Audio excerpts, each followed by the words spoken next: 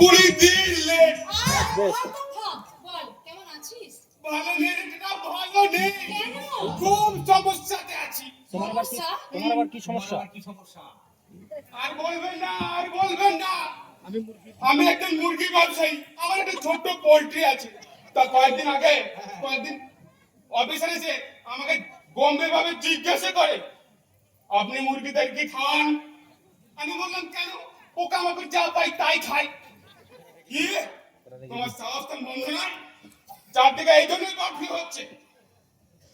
দেন 1000 টাকা ফাইন দেন। কল করে 1000 টাকা ফাইন নিয়ে চলে গেল। আশ্চর্য। এখন তাহলে তুমি মুরগিগুলোকে কি খাওয়া? এখন আমি আর মুরগিদেরকে নিজে থেকে কিছু খাওয়াই না।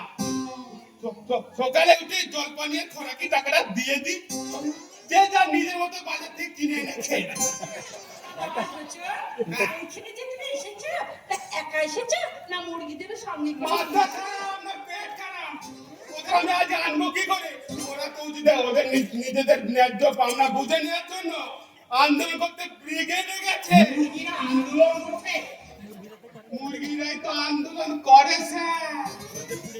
রোদে পুড়ে জলে ভিজে যে সমস্ত মানুষগুলো ওই নেতাদের পিছনে ঘুরঘুর করে, ওই মানুষগুলো কি পায় বলতে পারেন?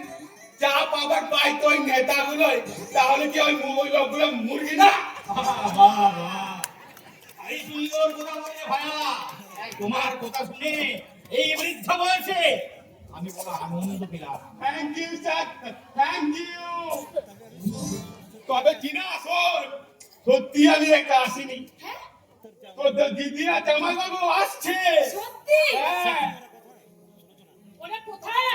ওই যে এখানে খাবারের ধীরুভাই মিষ্টি দোকানে অনেক ভিড়, লম্বা লাইন দিয়েছে, অনেক কেনাকাটা করতে হবে তো তার জন্য।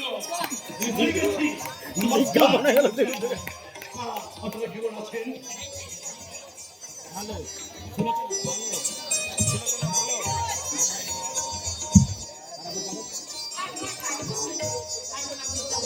তা কেমন আছো?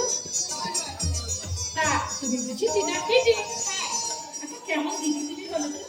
বোন না হয় পালিয়ে গিয়ে বিয়ে করেছে, তাই বলে বোনের শ্বশুরবাড়ি কেমন, শ্বশুরবাড়ির লোকজন কেমন, সেগুলো তোমাকে জানতে হবে না? তাতে কি হচ্ছে? আপনার মতো মায়ের মতো শাশুড়ি পেয়েছে, এটা কি ওর কম সৌভাগ্যে? আর আমারও চিন্তা দূর হয়েছে। লোকজন কিসে না? আয় ও আমার দিদি জামাইবাবু এসছে। দিদি আর জামাইবাবু এসেছে। এই দেখুন, এ আমার বড় ছেলে শান্তনু। নমস্কার। আসলে আপনার সঙ্গে আমি সম্বন্ধ করতে গেলেও কিনা যে আপনার এই মেজ ভাইকে ভালোবাসে তা আমরা কেউই জানতাম না। আপনারা মানে?